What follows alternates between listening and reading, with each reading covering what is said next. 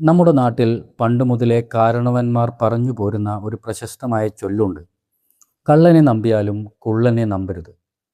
ഒരു കള്ളനെപ്പോലും നമുക്ക് വിശ്വസിക്കാം, പക്ഷേ ഉയരം കുറഞ്ഞവരെ അഥവാ കുള്ളന്മാരെ വിശ്വസിക്കരുത് എന്നാണ് ഈ ചൊല്ലിൻ്റെ അർത്ഥം. ഒറ്റ നോട്ടത്തിൽ കേൾക്കുമ്പോൾ ഇതൊരു വിവേചനമായിട്ടോ അല്ലെങ്കിൽ വലിയൊരു തെറ്റായിട്ടോ തോന്നാം. എന്തുകൊണ്ടാണ് നമ്മുടെ പൂർവികർ ഇത്രയും കഠിനമായൊരു വാക്ക് പറയാൻ കാരണം? ഇതിനു പിന്നിൽ വല്ല ജാതീയമായോ ശാസ്ത്രീയമായോ ആയ കാരണങ്ങളുണ്ടോ? അതോ ഇതിൻ്റെ അർത്ഥം നമ്മൾ മനസ്സിലാക്കിയത് തെറ്റായിട്ടാണോ? ഇതിനു പിന്നിലെ യഥാർത്ഥ മനഃശാസ്ത്രവും ചരിത്രവും നമുക്കൊന്ന് ഡീകോഡ് ചെയ്യാം. ആദ്യം നമുക്ക് ചൊല്ലിൻ്റെ ആദ്യ ഭാഗം നോക്കാം. കള്ളനെ നമ്പിയാലും. എന്തുകൊണ്ടാണ് കള്ളനെ വിശ്വസിക്കാമെന്ന് പറയുന്നത്? ഒരു കള്ളൻ്റെ ലക്ഷ്യം വളരെ വ്യക്തമാണ്. അയാൾക്ക് പണമോ സ്വർണമോ മോഷ്ടിക്കണം. അതിനായി അയാൾ വരുന്നു, മോഷ്ടിക്കുന്നു, പോകുന്നു. അയാളുടെ കള്ളത്തരം നമുക്ക് മുൻകൂട്ടി പ്രവചിക്കാൻ പറ്റുന്ന ഒന്നാണ്. പഴയകാലത്ത് കായംകുളം കൊച്ചുണ്ണിയെപ്പോലെയുള്ള കള്ളന്മാർക്ക് പോലും ചില നീതിശാസ്ത്രങ്ങൾ ഉണ്ടായിരുന്നു. അവർ ഒരിക്കലും കൂടെ നിൽക്കുന്നവരെ ചതിക്കില്ലായിരുന്നു.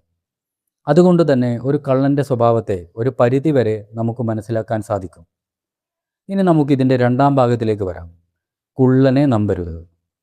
ഇവിടെ കുള്ളൻ എന്ന് ഉദ്ദേശിക്കുന്നത് ശരീരത്തിൻ്റെ ഉയരം കുറഞ്ഞവരെയല്ല. പ്രകൃതിദത്തമായ ശാരീരിക അവസ്ഥയെ കളിയാക്കാൻ നമ്മുടെ പൂർവികർ ഒരിക്കലും മുതിരില്ല. ഇവിടെ കുള്ളൻ എന്ന് ഉദ്ദേശിക്കുന്നത് ഉള്ളിൽ കള്ളമുള്ളവൻ അല്ലെങ്കിൽ കുബുദ്ധിയായവൻ എന്നാണ്.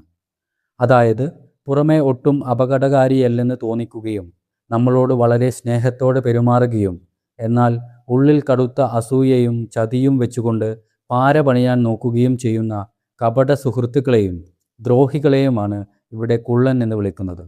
ശരീരം കൊണ്ട് ചെറുതാണെങ്കിലും ബുദ്ധി കൊണ്ട് മറ്റുള്ളവരെ തകർക്കാൻ പദ്ധതിയിടുന്ന കുടുമിച്ചെറ്റകൾ അല്ലെങ്കിൽ കുടിലബുദ്ധിക്കാർ എന്ന് നമ്മൾ പറയുന്ന വിഭാഗം. ഇവരുടെ ചതി നമുക്കൊരിക്കലും മുൻകൂട്ടി പ്രവചിക്കാൻ കഴിയില്ല. കാരണം അവർ നമ്മുടെ കൂടെ തന്നെയാണ് ജീവിക്കുന്നത്.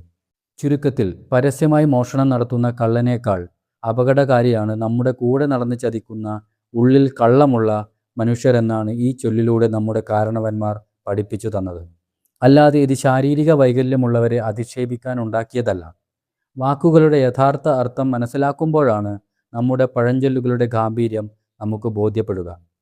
മലയാളത്തിലെ ഈ കട്ട ലോജിക് പഴഞ്ചൊല്ലിൻ്റെ യഥാർത്ഥ അർത്ഥം നിങ്ങൾക്ക് പുതിയൊരു അറിവാണോ? നിങ്ങളുടെ അഭിപ്രായങ്ങൾ താഴെ കമൻറ്റ് ചെയ്യൂ.